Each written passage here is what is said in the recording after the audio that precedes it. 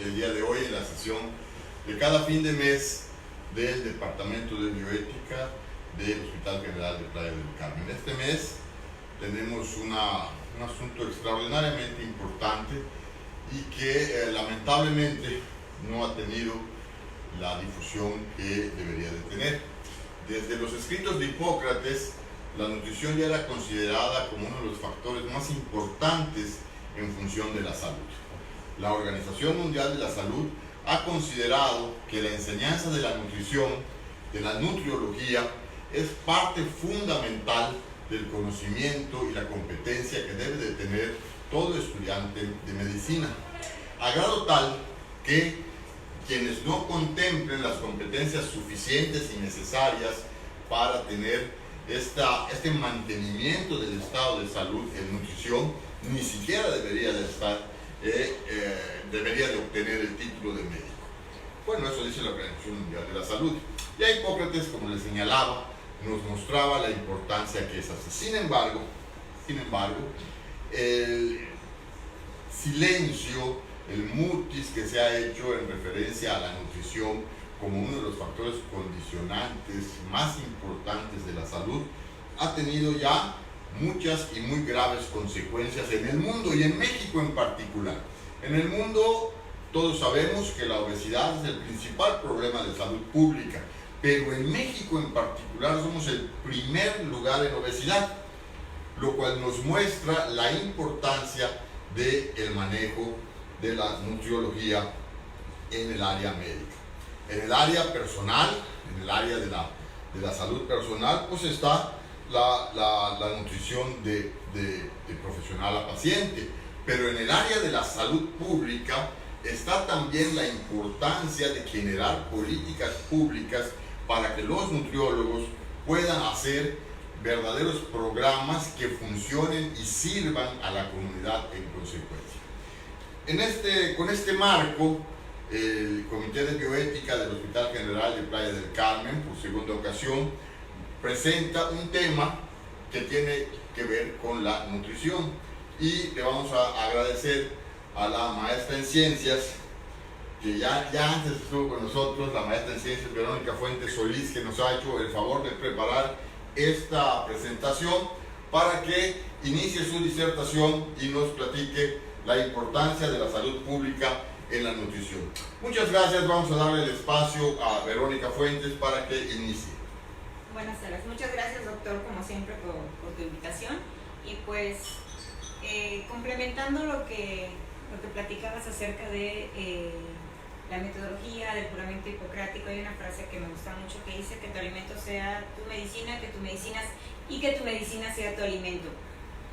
En ese tenor, tenemos que los indicadores de salud pública relacionados con la nutrición tienen mucho peso en todo lo que es el enfoque bioético. Las tres disciplinas están muy relacionadas, ahorita vamos a platicar de eso de una manera muy, muy breve y muy clara. De entrada, la concordancia. ¿Qué concordancia tiene como tal la salud pública con la nutriología? Vemos que el principal objetivo de la salud pública es la prevención, sin más preámbulos, sin más redundancia. Y en la nutriología como tal hablamos de prevenir patologías a través del fomento de correctos hábitos de salud y alimentación. En ese tenor ambas están sumamente relacionadas.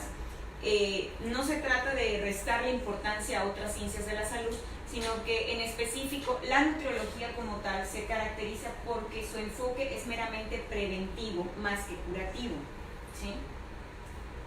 Entonces, y en el caso específico de la bioética, en conjunto con estas dos ciencias, porque ya platicamos en un inicio que la temática es la salud pública, nutrición y bioética. Específicamente la bioética, como ya hemos platicado en muchas sesiones, trata los aspectos éticos de la vida y las relaciones del hombre con los restantes seres vivos.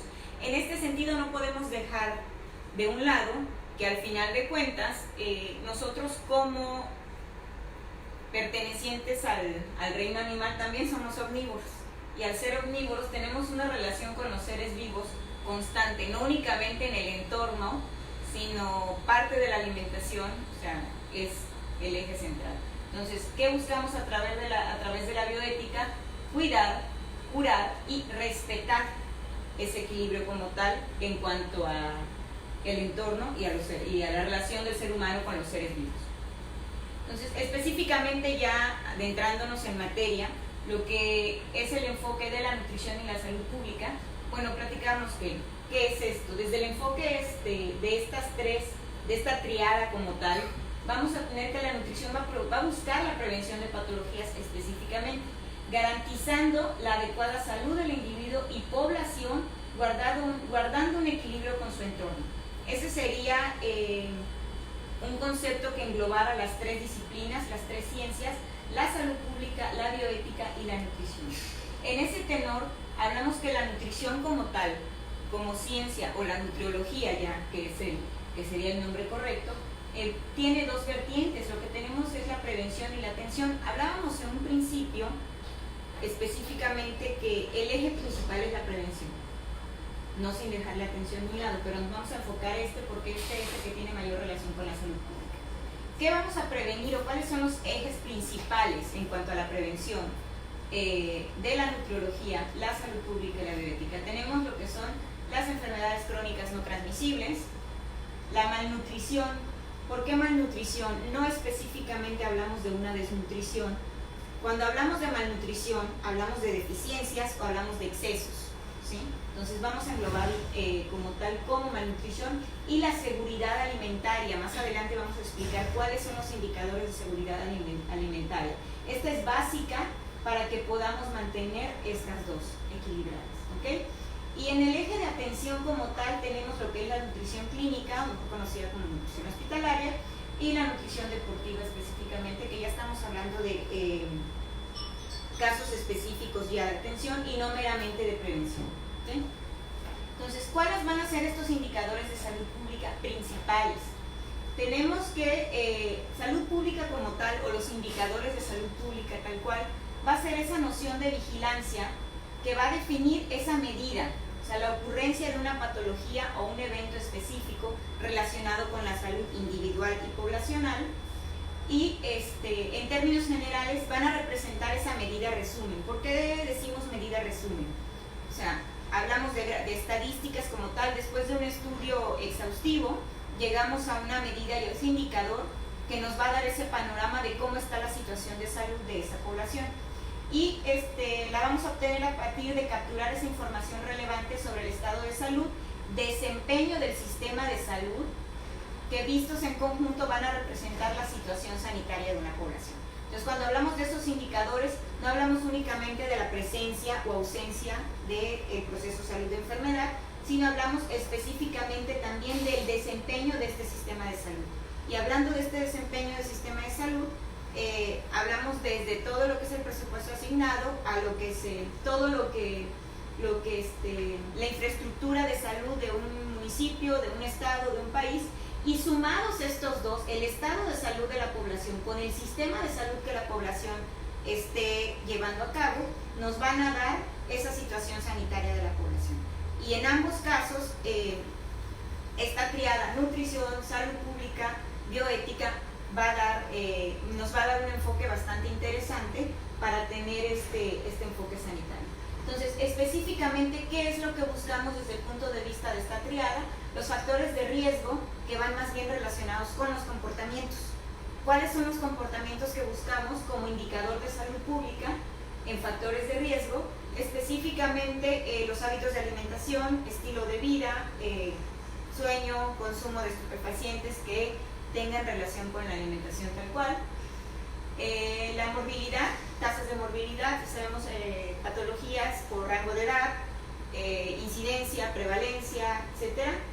Mortalidad, obviamente, de qué se está muriendo la gente por rango de edad y la relación de esta mortalidad con esta morbilidad, y evaluación de los servicios de salud, como ya dijimos en un principio. Entonces, al final de cuentas, estos tres, ¿sí?, dependen mucho de estos servicios de salud. O sea, los factores de riesgo, ¿qué estoy haciendo desde los servicios de salud para prevenir o para darle atención a estos factores de riesgo? Con las tasas de morbilidad, ¿qué estoy haciendo desde estos servicios de salud? O sea, ¿qué servicios estoy ofreciendo en los tres niveles? Prevención, atención, rehabilitación, para para estos servicios de salud. Y con relación a la mortalidad, ¿qué estoy haciendo para prevenir las principales causas de mortalidad? Al final de cuentas, está muy claro que somos mortales, somos seres humanos que tenemos un ciclo de vida. Sin embargo, es importante que esta mortalidad como tal, ¿sí?, esté relacionada directamente con esta evaluación de los servicios de salud. ¿Por qué?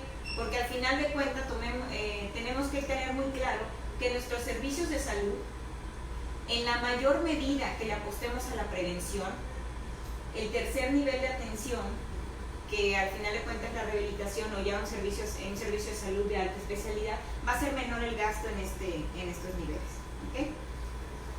Entonces, ¿cuáles van a ser esos indicadores relacionados directamente con la ciencia de la nutrición? Entonces vamos a tener varios, y como dijimos en un principio, no le estamos restando importancia a otras ciencias. Específicamente, ¿cuáles son los indicadores de salud pública relacionados con la nutrición que nos van a reflejar más fuerte este proceso de salud y enfermedad a nivel individual y poblacional? ¿Sí? ¿Y por qué esa importancia? Porque no solamente nos van a reflejar este proceso de salud y enfermedad, este indicador de salud poblacional y indicador de los servicios de salud, sino también nos van a ser un indicador directo o indirecto en algunos casos del crecimiento económico de la misma población. ¿Por qué? Porque estamos hablando que desnutrición, y cuando hablamos de desnutrición hablamos de todos los indicadores que vamos viendo en una desnutrición, por ejemplo, índice de ceguera por deficiencia de nutrimentos, desnutrición infantil, bajo peso al nacer, mortalidad materno-infantil relacionada con la desnutrición. O sea, específicamente estos indicadores de desnutrición relacionados con la salud pública están directamente relacionados con una comunidad o con una población de muy bajo nivel económico, o muy bajos recursos. Distribución de alimentos per cápita. Aquí, ¿qué tenemos? Acceso a alimentos en distintos sectores de la población, no únicamente en la población urbana. En todos los sectores de la población, ¿cómo está la accesibilidad de alimentos? El consumo promedio de proteína per cápita y anual. O sea, ¿cuántos kilogramos de proteína? O sea, ese es un indicador de salud pública relacionado con la nutrición. ¿Cuántos kilogramos de proteína está consumiendo en promedio una persona cada año? Existen estudios de la Organización Mundial de la Salud que indican que hace más de 100 años un mexicano promedio consumía entre 18 y 23 kilogramos de proteína por año. El estudio más reciente de hace 5 años aproximadamente indica que consume entre 40 y 45 kilogramos al año. ¿Qué estamos indicando? Porque la proteína dentro de los macronutrimentos es la que tiene mayor costo y la que va a tener mayor impacto, y sí directo, en la talla promedio de la población. ¿Sí? Ahorita vamos a platicar específicamente de esto. Otros indicadores tenemos, lo que ya dijimos, relacionado con el consumo de proteína, la estatura promedio, el comparativo con otras poblaciones y el histórico de la misma población. ¿Por qué tenemos que hacer estos dos comparativos? Porque para poder hacer un indicador del crecimiento social, por eso, y económico, ya dijimos que la nutrición, la salud pública, va a tener una relación más que meramente en el proceso de salud y enfermedad, en el crecimiento económico de una población. Entonces, en este caso, si hacemos un comparativo histórico de la misma población, o sea, hace 50 años, ¿cuál era la estatura promedio? En la actualidad, ¿cuál es la estatura promedio? Entonces me va a dar un indicador indirecto de lo que es un consumo de proteínas, o sea, un indicador indirecto de un crecimiento económico o mejor accesibilidad a alimentos de la población, ¿sí? ¿Y por qué decimos que tenemos que hacer los dos cruces? No podemos fijarnos meramente en un comparativo entre diferentes poblaciones, porque estamos hablando ahí de otros indicadores, como son la raza, como son la altitud, latitud, producción, distribución y consumo de alimentos, que es muy diferente lo que produce y distribuye una población, por ejemplo, como la nuestra, que es una población más tropical, con una población de clima frío. Entonces todo eso va a influir, y en ese caso el comparativo entre otras poblaciones no va a ser un indicador tan directo del propio crecimiento de la misma población. O sea, la misma población, hacer su comparativo histórico, ese es un poquito más certero. De ahí el promedio de peso al nacer también sabemos cuál es el indicador mínimo, tenemos que 2.5 kilogramos.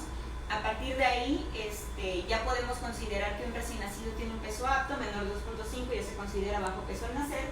Sin embargo, la media de peso al nacer, según la Organización Mundial de la Salud, es de 3 kilos 100 gramos. ¿Qué me está diciendo esto? Que al final de cuentas el promedio de peso al nacer también va a ser un indicador tanto del estado de nutrición como un indicador económico de la propia población. Promedio de índice de masa corporal en adultos. Como en un principio se platicaba, nos va a dar un indicador tanto de desnutrición, que en este caso en nuestro país ya hubo transición epidemiológica, ya vamos a notar tantos casos de desnutrición en adultos, como casos de obesidad. Sabemos que el índice de masa corporal es meramente un indicador poblacional, no es un indicador a nivel individual. ¿Qué quiere decir? Nada más me va a dar un estándar de cuánto está pesando en promedio, en este caso un mexicano, ¿no?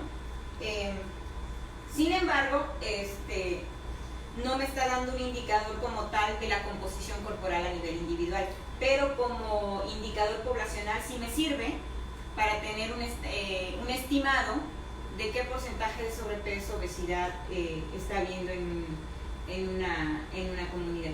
Y si este indicador lo cruzamos con la distribución de alimentos, vamos a tener datos más interesantes. ¿Qué datos vamos a relacionados con la economía? Sí.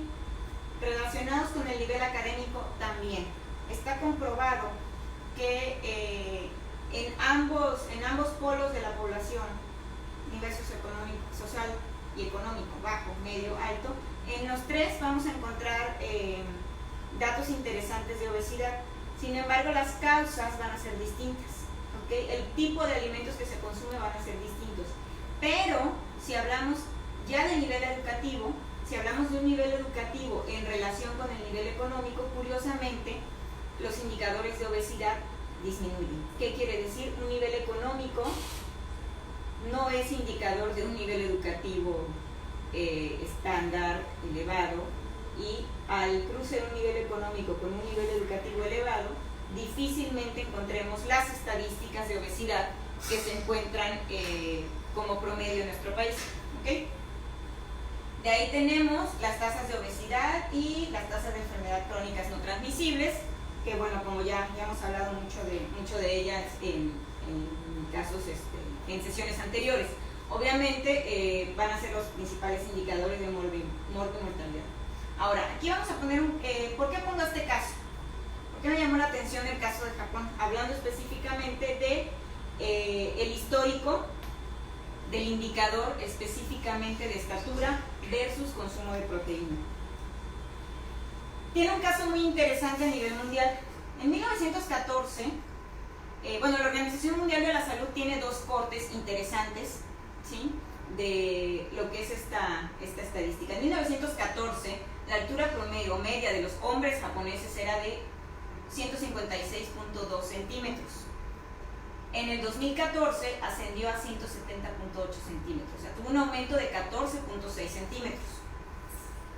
En 1914 las mujeres japonesas tenían una estatura promedio de 142.3 centímetros y en el 2014 158.3. O sea, en un siglo su estatura subió 16 centímetros. Haciendo una media, estamos hablando que los japoneses tienen una media de crecimiento de 15.3 centímetros en 100 años. Dices, bueno, 100 años es un montón, sí, pero el indicador es el aumento de consumo de proteína específicamente. Vamos a ver el contraste, por ejemplo. Entonces, la estatura promedio de un país es un indicador de su desarrollo específicamente. ¿Por qué? Como ya platicamos en un principio, nos está indicando directa e indirectamente, en ambos lados, te explico por qué, el consumo de proteínas, el acceso a ese consumo de proteínas, el acceso a consumo de vitaminas de mejor calidad, y no solamente vitaminas y nutrimentos inorgánicos provenientes de alimentos, sino también provenientes de una suplementación. ¿Y por qué necesitamos una suplementación? Porque estamos hablando que la distribución de alimentos a veces no es la adecuada con relación a la cantidad de la población que tiene un país. Entonces, sin embargo, se buscan políticas de salud como la suplementación. Esa sería una política de salud pública relacionada con el desempeño de salud, del desempeño del sistema de salud versus las necesidades de salud de la población. Se atienden esas políticas de salud, se hacen esas suplementaciones y como consecuencia positiva tenemos estos resultados, ¿sí? Entonces, sabemos que Japón no es un país productor agrícola de los principales a nivel mundial, sin embargo tiene muy buenos resultados. Y también tenemos por otro lado, lo que ya todos sabemos, la catástrofe que hubo de la Segunda Guerra Mundial. Aún con eso, o sea, tenemos este resultado, ¿sí? Entonces, aquí, esos países más desarrollados tienden a tener habitantes más altos por una mejor nutrición, educación, acceso al sistema de salud en general y mejores condiciones de vida. Entonces, al final de cuentas, este indicador de estatura, eso ese panorama me está dando, que el país ha estado mejorando desde el punto de vista económico. Y no solo debemos quedarnos con los últimos datos, eso es importante, también compararlos, como ya dijimos, con la evolución del siglo, porque un ejemplo es el caso de Estados Unidos. ¿Qué sucede en Estados Unidos? Obviamente son más altos que los japoneses, lo que ya dijimos, no solamente lo vamos a comparar país con país, el histórico del propio país. Entonces tiene un promedio de 1,77 versus 1,70 de Japón. En 100 años ha crecido 14.6 centímetros y Estados Unidos en 100 años han crecido 6 centímetros. ¿Qué quiere decir con esto? Sabemos que Estados Unidos tiene una economía dentro de lo que cabe relativamente estable, sin embargo ha sido una economía estable durante los últimos 100 años. O sea, no ha tenido un crecimiento tan exponencial como el caso que ha tenido Japón. Ahora, un caso que me llama la atención, hablando de estos indicadores de estatura, y repito, hago hincapié en indicador de estatura porque aquí tenemos 4 enfoques que se nos están representando: la nutrición, la salud pública, la bioética como tal, con todo lo que conlleva la atención de este sistema de salud, y el crecimiento económico de un país, que no lo podemos dejar de un lado desde el sistema de salud pública y desde el enfoque bioético. Entonces, el caso de nuestro país específicamente, volvemos a los datos de la Organización Mundial de la Salud, del estudio histórico que ha estado llevando a cabo, y tenemos que en 1914 los hombres de nuestro país medían 156 centímetros. En el 2014 el promedio es de 169 centímetros. Promedio, o sea, obviamente más altos, más bajos, pero la media es esta. En las mujeres, hace 100 años, un poquito más, 143 centímetros, y en 2014 156 centímetros. ¿Qué me está indicando esto? Se han crecido 13 centímetros en un siglo, ¿sí? Vemos el caso de Japón. El caso de Japón ha sido de 15.3 centímetros en un siglo en promedio, y el caso de Estados Unidos 6 centímetros en un siglo en promedio. Entonces, ¿qué me está indicando esto? Pese a la percepción que hay en cuanto al sistema de salud pública de nuestro país, entonces esto me está indicando que el consumo de proteína ha ido en aumento, en definitiva, que el consumo de suplementos nutricionales dentro del propio sistema de salud, por ejemplo, tenemos la suplementación de vitamina A, que viene en conjunto con la campaña de vacunación, suplementación de vitamina E, que también viene en conjunto con la campaña de vacunación, se ha estado realizando de manera continua y de manera correcta, teniendo resultados correctos. Sin embargo, ojo, acá viene otro indicador también que tenemos que tomar en cuenta. Estamos hablando que de 1914 está reciente el inicio de la revolución de nuestro país, y de 1914 al 2014, entonces tenemos aquí también un mestizaje impresionante que da como resultado también ya dijimos que la estatura no es únicamente consumo de proteínas, tenemos que también ver la cultura, la raza, el origen de los progenitores. Entonces, en nuestro país se da mucho su parte alrededor de esta fecha, ¿no? O sea, cruce de españoles con nativos mexicanos. Ahora, y como tal, la esperanza tenemos que 68.7 kilogramos es el promedio de peso de una mujer, unos 58 centímetros según la Secretaría de Salud, 2 centímetros de margen de diferencia, promedio ahorita es de 26 años y una esperanza de vida de 73 años. Acá hay algo que llama la atención, o sea, no únicamente tenemos un aumento en la estatura, si cruzamos esto, 68 kilogramos, con la estatura, vamos a tener un índice de masa corporal aproximado de 28. ¿Qué quiere decir? O sea, sobrepeso, poquito ya llegando a lo que es obesidad. Entonces, no solamente ha aumentado de estatura 13 centímetros, o sea, el peso promedio de nuestra población ha aumentado considerablemente. Entonces, ahí no solamente tenemos un indicador de economía, tenemos un indicador de malas políticas de salud con relación a la distribución de alimentos o la reglamentación, ustedes están un poco peor. Entonces tenemos 1,58 con 68.7 kilogramos, ¿sí? Si nos vamos a un estándar muy poco científico, pero para hacer algo más rápido, estamos hablando que está 10 kilos por encima del peso regular que debería de tener para su estatura. Lo mismo sucede con hombres, 1,64 que es la media, con 74 kilogramos, ¿sí? Entonces, al final de cuentas tenemos aquí un asunto muy notorio de transición epidemiológica, de una deficiencia que veníamos, estatura muy baja, peso muy bajo con relación a la estatura, crecimos un poquito, sin embargo, en cuanto a la ganancia de peso fue bastante considerable, ¿sí? Y aquí vamos con lo que es la transición epidemiológica, que también son indicadores de salud pública relacionados con la nutriología. Antes de la década de los 80, como ya sabíamos, la principal causa de morbo y mortalidad eran las enfermedades infectocontagiosas, diarrea, neumonía, paludismo, que prácticamente ya está erradicado, y después de la década de los 80, las crónicas no transmisibles. Nos tenemos, esta es la estadística de 1950, esta se referencia a la Secretaría de Salud, y en 2010, enfermedades cardíacas, diabetes mellitus, tumores malignos, enfermedades hepáticas y accidentes como tal, ¿sale? Entonces vemos la diferencia de morbo y mortalidad que tenemos como resultado un aumento en la esperanza de vida, porque sabemos que las infectocontagiosas atacaban principalmente menores de 5 años, adultos mayores, por ser población de riesgo, envejecimiento de la población como tal, obviamente se aumenta la esperanza de vida, desequilibrio en la distribución de la población en las áreas urbano-rural,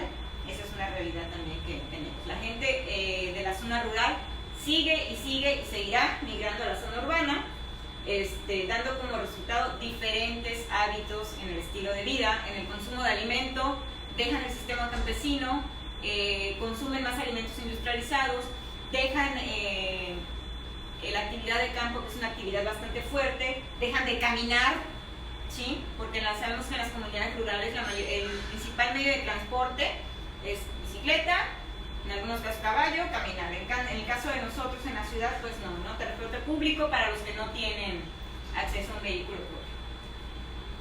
Y en cuanto a la seguridad alimentaria que hablábamos en un principio, que era otro de los indicadores de salud pública, nutrición y el esquema de bioética, tenemos el acceso a los alimentos, que es un indicador de seguridad alimentaria. ¿A qué nos referimos con seguridad alimentaria? El término lo dice muy claro. Garantizar que los alimentos lleguen a la población, que la alimentación sea segura para todos los sectores de la población. Entonces, ¿quién me va? Y no hablo únicamente de que se tenga el acceso al alimento, o sea, que sean alimentos seguros, alimentos libres de patógenos, alimentos libres de riesgos sanitarios. En ese sentido, por ejemplo, los indicadores van a ser el acceso a los alimentos, la inocuidad de estos alimentos, o sea, no solamente que sea libre de patógenos, sino libre de tóxicos tal cual, la canasta básica versus el salario mínimo poblacional y la producción. Con producción nos referimos producción, distribución y consumo de alimentos. El hecho que una población produzca alimentos no me garantiza que se distribuya dentro de la población y que la población consuma los propios alimentos producidos. Entonces, esta es otra triada también bien interesante relacionada con la seguridad alimentaria. O sea, aquí tenemos un cuadrito de la ENSALUD 2012 que nos indica la seguridad alimentaria en los hogares mexicanos, o sea, el acceso a los alimentos, hablando de este primer punto, tenemos que hogares con integrantes menores de 18 años, seguridad alimentaria, pues no tenía ninguno, inseguridad leve de 1 a 5 hogares, de 1 a 3 con mayores de 18, inseguridad moderada, inseguridad severa. O sea, en nuestro país sigue existiendo la inseguridad alimentaria, y esta es del 2012, no tiene tantísimos años, ¿no? Entonces, ese es uno de los principales indicadores, el acceso a los alimentos. Aquí en esta hablamos específicamente de acceso a los alimentos. Si hablamos de inocuidad y de la canasta básica versus el salario mínimo de la producción, entonces nos van a dar más indicadores que nos tachan en este puntito, que repito, es una relación de la salud pública con la nutrición y la bioética. Entonces, hablando específicamente de inocuidad en los alimentos, repito, no únicamente hablamos de la normatividad que regula alimentos libres de patógenos, como es el caso de la Comisión Federal para la Regulación de Riesgos Sanitarios, de los ambulantes, de que las carnes que consumamos tengan sello tipo TIF, etcétera, y este tipo de exigencias como tal. No únicamente eso, ¿sí? Hablamos específicamente primero de regulación en cuanto al acceso de alimentos. ¿Qué sería la regulación del acceso a los alimentos? Bueno, esto es muy simple. Que la canasta básica, el precio de la canasta básica de nuestro país esté relacionada con el salario mínimo, ¿sí? O sea, si estamos hablando que el salario mínimo en promedio es de 70 pesos, la canasta básica debe de costar 70 pesos. Entonces, ahí tenemos una regulación en cuanto al acceso a los alimentos en una familia. ¿Y cuáles son esos componentes de la canasta básica? ¿Quién los da como tal? Pues también es una investigación que se realiza con relación a las necesidades nutricionales de la población y a la producción de alimentos de esta población. Entonces, por ejemplo, como fuente de proteína que tenemos en nuestro país, no vamos a dar en nuestra canasta básica una fuente de proteína de algo que no sea de nuestro consumo y tampoco que no sea de acceso a los costos. Entonces, por ejemplo, nuestra principal fuente de proteína en nuestra canasta básica es el frijol negro. De ahí, otra fuente de proteína para hacer una combinación de una proteína de alto valor biológico es el maíz. Entonces, la combinación de frijol con maíz debe de estar en nuestra canasta básica. De ahí tenemos algunos otros alimentos como es la leche, el huevo y demás. Entonces, en todo eso el consumo, el costo promedio de esa canasta debe, repito, de ser equitativo con el salario mínimo, ¿sí? Entonces, esa sería una principal, lo que es la regulación del acceso a los alimentos. En algún momento en nuestro país se tuvo un organismo regulador de esta canasta básica, pero pues por cuestiones políticas este organismo cayó. ¿A qué voy con esto? Entonces, sí tiene que haber una relación de la normatividad con la bioética, o sea, porque al final de cuentas estamos hablando que la bioética no es únicamente la ética médica dentro de un hospital, sino todo el entorno como tal, relacionado con el individuo y con el medio ambiente. De ahí tenemos lo que es la regulación de la inocuidad de los alimentos. ¿A qué nos referimos con inocuidad? Repito, como ya dije en varias ocasiones, no únicamente a libre de patógenos, sino específicamente también a los aditivos alimentarios que no sean tóxicos, que estén investigados, que estén regulados, que estén avalados, que estén respaldados,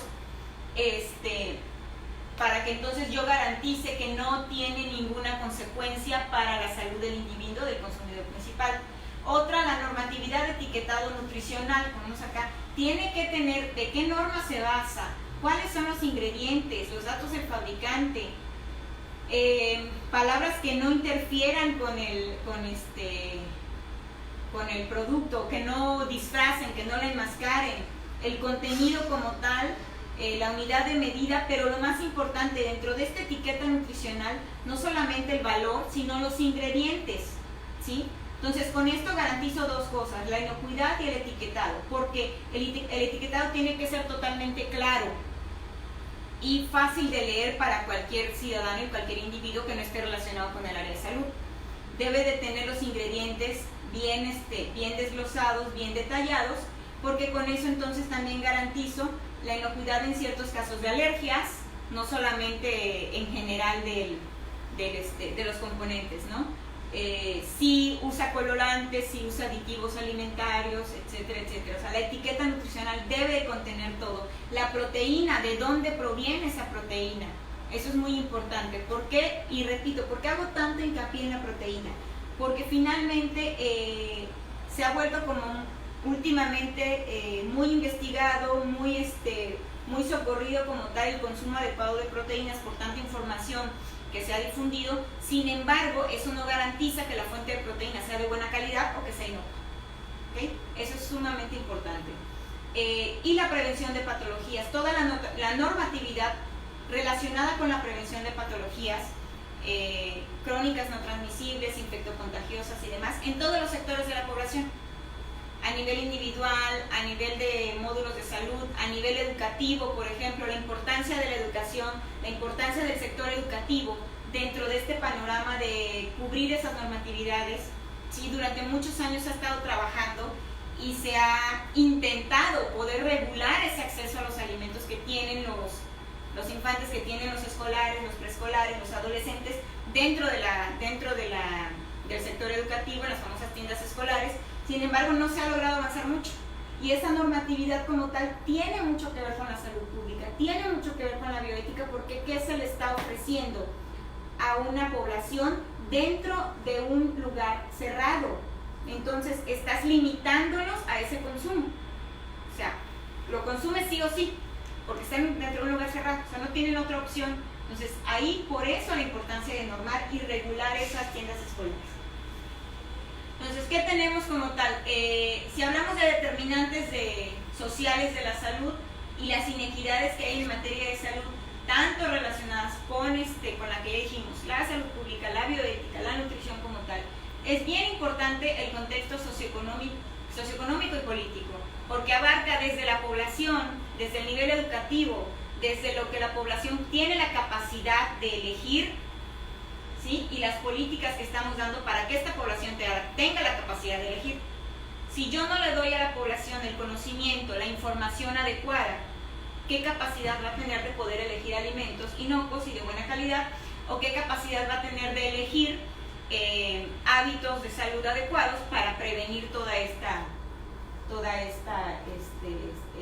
patología y todo este impacto social como tal, que tiene impacto social y económico que tiene en el gasto público y que tiene en la salud pública? Entonces, obviamente aquí interviene lo que es la gobernanza, las políticas macroeconómicas de salud, sociedad. O sea, ¿qué estamos haciendo? ¿Cómo estamos distribuyendo esa información? ¿Estamos garantizando que la información llegue a las personas para poder darle el peso adecuado a la materia de prevención? Las normas y valores culturales y de la sociedad. Una cosa es las políticas públicas, la gobernanza, y otra cosa son las normas y valores culturales. Estamos hablando que esto es la sociedad como tal. O sea, ¿qué tiene? ¿Qué acostumbra a comer desde hace muchos años? Por ejemplo, la población, aquí tenemos cerca parte de población maya. O sea, ¿cuáles son sus hábitos de alimentación, su cultura alimentaria? Sin embargo, tenemos que hacer un cruce con estas políticas de salud, que esta cultura alimentaria que ya tiene esta población no termine siendo contraproducente. Y aquí viene lo que ya decíamos, la educación, la ocupación de esta población, los ingresos de esta población, sexo, raza y etnicidad. Entonces eso le va a dar esas normas y valores culturales, pero también están relacionadas con esas políticas, ¿sí? Y entonces nos van a desembocar como tal en las circunstancias materiales de la población, la cohesión social, los factores psicosociales relacionados con esta cultura, los factores conductuales, que ya dijimos que son indicadores de salud, los factores conductuales, los factores biológicos, que aquí es donde viene la herencia, genética, raza, la distribución de la salud y bienestar, y el sistema de atención de salud. ¿Qué tan ligado está este sistema de atención de salud a todo esto? Al final de cuentas, nuestro sistema de salud, para que sea ético, para que tenga indicadores adecuados que se puedan atender, necesita atender todos estos puntos y desembocar entonces en poder distribuir esa salud y bienestar en la población, que se le dé ese acceso a esos sistemas de salud adecuados a la población y dejen de haber inequidades, podamos tener una equidad en ese acceso, en ese sistema de salud. Entonces, por mi parte, es de una manera muy breve lo que es la relación de estos tres indicadores con relación no solamente a la salud, sino también a la economía de una población en cuanto al impacto que se puede tener a corto, a mediano y a largo plazo. Muchas gracias. Pues muchas gracias a la maestra en ciencias Verónica Fuentes Solís por esta bellísima presentación. Me fascinó, ahora sí que me fascinó tu presentación, porque englobaste prácticamente todos los aspectos importantes que nuestro país está pasando en este instante, ¿verdad? Y la forma del manejo de la bioética. Queremos agradecerle nuevamente al Hospital General de Playa del Carmen la bonomía de su anfitrionidad, ¿verdad? De su anfitrionía, esa es la verdad.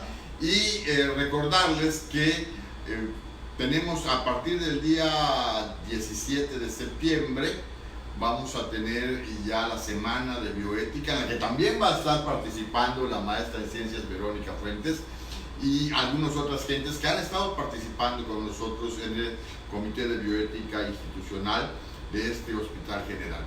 Vamos a estar muy pendientes, vamos a hacerle entrega de un reconocimiento a la maestra en ciencias Verónica Fuentes. Por favor, muchas gracias por esta presencia y desde luego pues nuestro cariño, nuestro reconocimiento hacia usted, hacia sus conocimientos y a su bonomía en compartirlos, porque no todos los profesionales tienen esas características.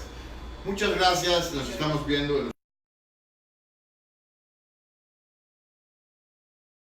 de la frecuencia modulada del Sistema Quintanarroense de Comunicación Social, en mi página personal y también en nuestras páginas de bioética. Muchísimas gracias y nos vemos el próximo mes con una nueva sesión. Y recuerden, del 17 al 21 de septiembre, la Semana de la Bioética aquí en el Hospital General de Playa del Carmen. Vamos a tener interesantísimos y excelentes exponentes y vamos a hacer un cine club de debate que va a ser muy interesante para todos. Muchas gracias.